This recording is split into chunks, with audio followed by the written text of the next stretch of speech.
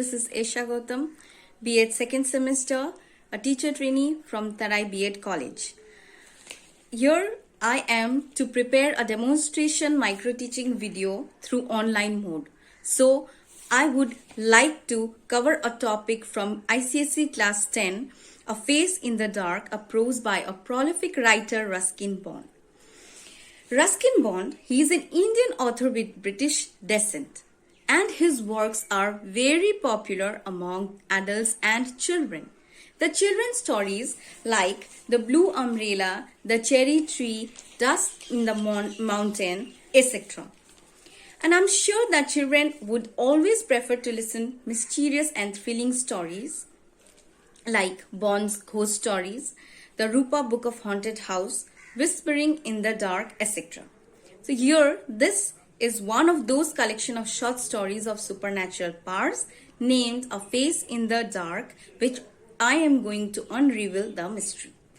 First, I will cover the summary of the plot. The story, it begins with the line, Mr. Oliver, an Anglo-Indian school teacher, was returning to his school late one night. So Mr. Oliver, he was an Anglo-Indian school teacher in a reputed English public school, which is regarded as the Eton of the East. He was on his way back to school from the market some 3 miles away that evening. He takes the shortcut way through the pine forest, where the strong wind was making an eerie sound. But Mr. Oliver was not even scared to pass through that way, as he was aware of the road already. So his batteries of his torch was also running down. Suddenly, he comes across a small boy who was sitting upon a rock and sobbing silently with his head hung down. Questioning number of times, when that boy finally looks up to see Mr. Oliver, what does Oliver finds? He finds he has no eyes, ears, nose or mouth in his face. Just a smooth round head with a school cap on it. Panicked by that horrific scene, Mr. Oliver, he takes to his heels and runs away from there. By stopping by the watchman with a swinging lantern in his hand. While interrogating by the watchman, Mr. Oliver, he tells everything what has he encountered there. He tells him about the boy.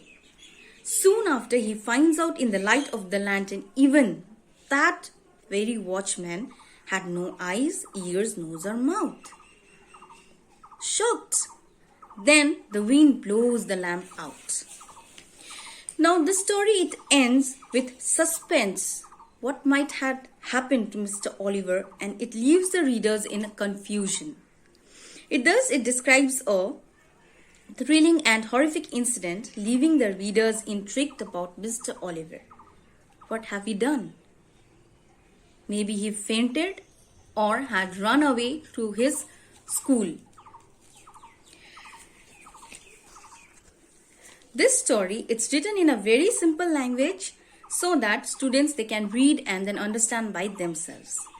The supernatural atmosphere has been created by Bond with the elements like eerie sounds of the pine trees, flickering light of the torch running down, silent sobbing of the boy and the lantern swinging, etc. in the plot. Now, I would like to go through a short analysis of the plot.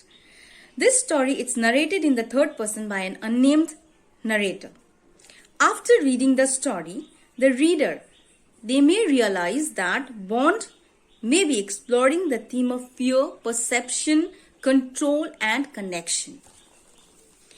Though Mr. Oliver is not scared to walk through that pine forest, his encounter with the young boy, it leaves him very scared, as that boy looks like something which he had never experienced before.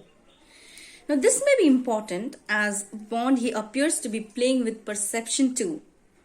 Also, the light of the torch which Mr. Oliver was carrying, it has played a trick on him and has hidden the boy's appearance too, and making the face blurred.